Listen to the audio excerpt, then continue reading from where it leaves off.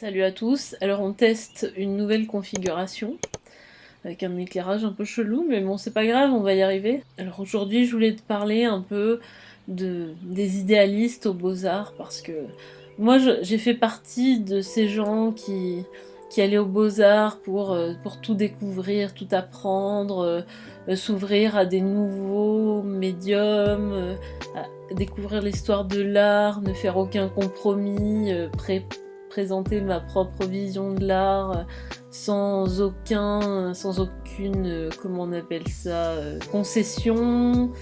Et, je voulais faire partie d'aucun réseau, me débrouiller par moi-même. Et je voulais te donner un petit peu mon ressenti par rapport à tout ça, parce que comme je suis passée par là, je peux te donner un peu mon avis. Donc, l'opposé, on va dire, des idéalistes, c'est les opportunistes.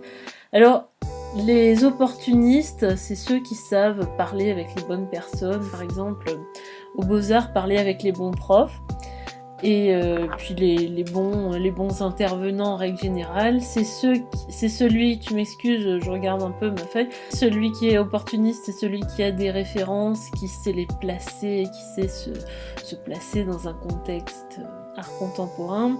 Donc ça c'est un peu discutable en tant qu'opportuniste. C'est aussi celui qui sait travailler peu et montrer qu'il est quand même hyper bosseur, qui fait beaucoup de choses. Donc c'est en gros en montrer beaucoup, en faire peu. Voilà, c'est celui qui sait bien présenter son travail et qui sait se vendre auprès des profs, auprès des intervenants, qui a le bon discours qui va avec la bonne pratique artistique. Et à l'opposé, donc, on a les idéalistes qui luttent pour défendre leurs propres valeurs, qui ont leur système de pensée autonome et qui veulent changer le monde. Les idéalistes, ils sont considérés comme plus nobles. Avec un ami des Beaux-Arts, je sais pas s'il écoutera mes vidéos, mais moi j'ai fait 3 ans aux Beaux-Arts, j'ai fait un DNAP, et donc à la fin de ce DNAP, mon école m'a dit bon bah écoutez, vous êtes bien gentil, mais on vous garde pas pour la suite du cursus, ciao bye bye. Et donc c'est comme ça que ça fonctionne. Donc on fait 3 ans d'abord, et puis ensuite on est pris ou pas en master. Donc la sélection se fait à la fin de la 3e année. Et donc j'ai un ami aussi qui était dans le même cas que moi et qui m'a dit ah ben c'est super, on a quand même réussi à avoir notre diplôme sans vendre nos fesses, tu vois, c'était notre expression, vendre nos fesses. Et moi j'étais vraiment remontée, tu vois, contre les profs. J'en ai déjà parlé dans d'autres vidéos, mais j'avais vraiment envie de faire des choses hyper audacieuses, de faire. Je faisais des installations à l'époque. Je projetais des vidéos sur des espèces de structures en carton, c'était totalement foireux. Et en fait, j'essayais de faire passer un message, j'essayais de défendre mon art, tout ce que je produisais. J'essayais vraiment de me défendre bec et ongle contre les profs, mais ce que je me rendais pas compte, déjà, dans un premier temps, c'est que de toute façon, les Beaux-Arts, c'est un système.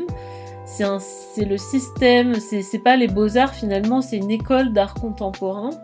Donc, quand on y est, on n'a pas la prétention de t'apprendre autre chose que de devenir un artiste tel qu'on peut les voir actuellement. On te propose une réussite, un parcours professionnel qui correspond à celui des artistes qui sont actuellement en vogue. On va pas décider si t'es un artiste ou pas dans l'absolu, si tu es capable de créer, on va pas juger ta personne, on va juger simplement est-ce que tu es capable de produire un travail d'art contemporain, est-ce que tu es capable d'accrocher ton travail de la manière dont les choses se font actuellement, est-ce que tu es apte à faire tout ça. Donc finalement le diplôme c'est simplement évaluer tes capacités à t'intégrer à un système, à être suffisamment malin pour comprendre les règles qu'on te propose. Et c'est pour ça d'ailleurs qu'on choisit souvent des personnes qui ont un diplôme par rapport à des personnes qui n'en ont pas. C'est simplement dû au fait que bon, si t'es arrivé à t'en sortir et à défendre enfin, à bien te débrouiller dans un système qui était dicté par d'autres personnes, on juge que si tu vas dans une entreprise par la suite, tu es capable donc de faire la même chose, voilà. Et finalement, les beaux-arts, c'est vraiment un système, c'est une manière de penser qui peut nous correspondre ou pas. D'ailleurs, si tu veux aller aux Beaux-Arts, je t'invite fortement à te renseigner sur ce qui se fait en art contemporain, si ça t'intéresse ou pas, parce que si ça t'intéresse pas, c'est pas la peine de te fatiguer à lutter contre tout le monde, parce que tu n'auras pas gain de cause. Et surtout, on est dans un système où on est un élève, et on n'a pas une relation égalitaire avec les professeurs, même si on veut nous faire croire que c'est le cas, parce que dans la plupart des écoles, on tutoie les profs, on a une relation vraiment, un peu de copinage avec les profs, mais la réalité est totalement autre. La réalité, c'est que dès lors que tu es un élève dans un système, ou par exemple quand t'es un salarié, c'est la même chose, et ben c'est pas toi qui fixes les règles, et si tu t'adaptes pas à la structure dans laquelle tu es, et ben tu n'as pas ta place, tout simplement. Et il y a une grosse différence entre être un artiste accompli, un artiste indépendant de toute école, de toute structure, et être un élève. Ici, aux Beaux-Arts, on t'apprend pas à devenir un artiste, on t'apprend à devenir un professionnel de l'art, et surtout on te donne la possibilité d'acquérir un diplôme. C'est des finalités qui sont très différentes finalement que si t'étais dans un contexte où tu dois défendre ton art, où tu dois proposer des nouvelles idées et des nouveaux concepts pour changer le monde, en admettant que ton but soit d'apporter une nouvelle vision du monde. Et donc c'est là-dessus que se fait la grosse différence. Finalement, j'ai arrêté de dire finalement, c'est un peu pénible hein, quand même au bout d'un moment. Moi je trouve que quand même dans mon cas, si tu veux, de vouloir défendre mes idées. D'ailleurs, c'est surtout quelles idées je défendais. L'intérêt d'aller aux Beaux-Arts, c'est aussi de voir si on se sent dans la même... si on se sent d'une lignée artistique, et si on... quelle nouvelle lecture on apporte à des courants d'histoire de l'art, qu'est-ce qu'on apprend de la part des artistes, comment on se situe, est-ce qu'on est en opposition, est-ce qu'on est en continuité de certains courants artistiques.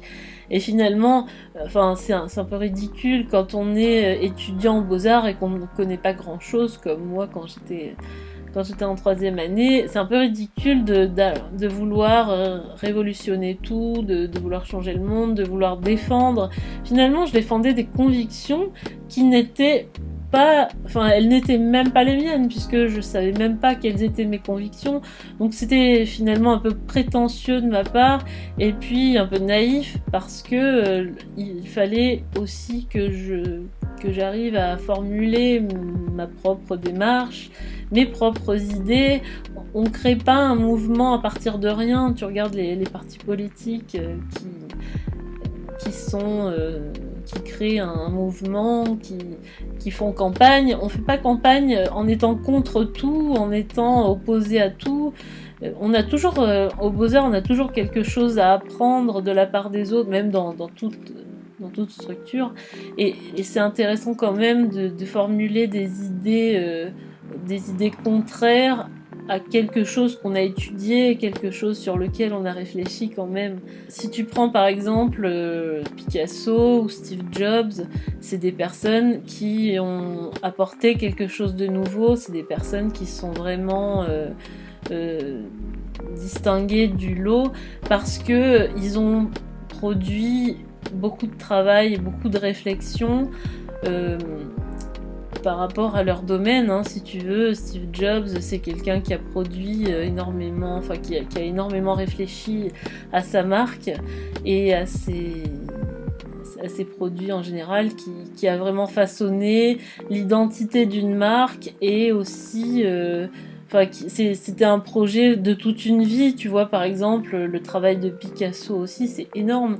C'est quelqu'un qui, certes, a peut-être changé le monde, mais enfin, il n'était pas étudiant, il n'a pas, en faisant 3 tableaux, 3 dessins, et même peut-être 0, on n'évolue pas à partir de rien, on va dire, on change pas le monde, qu'en soi-même, on n'a jamais rien expérimenté, on n'a jamais rien fait vraiment de de sa vie, quoi. Donc, enfin, finalement, avec le recul, je me rends compte que c'était un peu prétentieux de ma part. Plus tu produiras de travail, plus tu auras expérimenté des choses, et plus tu pourras être en opposition, plus tu auras étudié l'histoire de l'art, et plus tu pourras te réclamer en continuité ou en opposition d'un courant artistique, si tu veux. Ça se décide pas d'emblée comme ça quand t'es étudiant.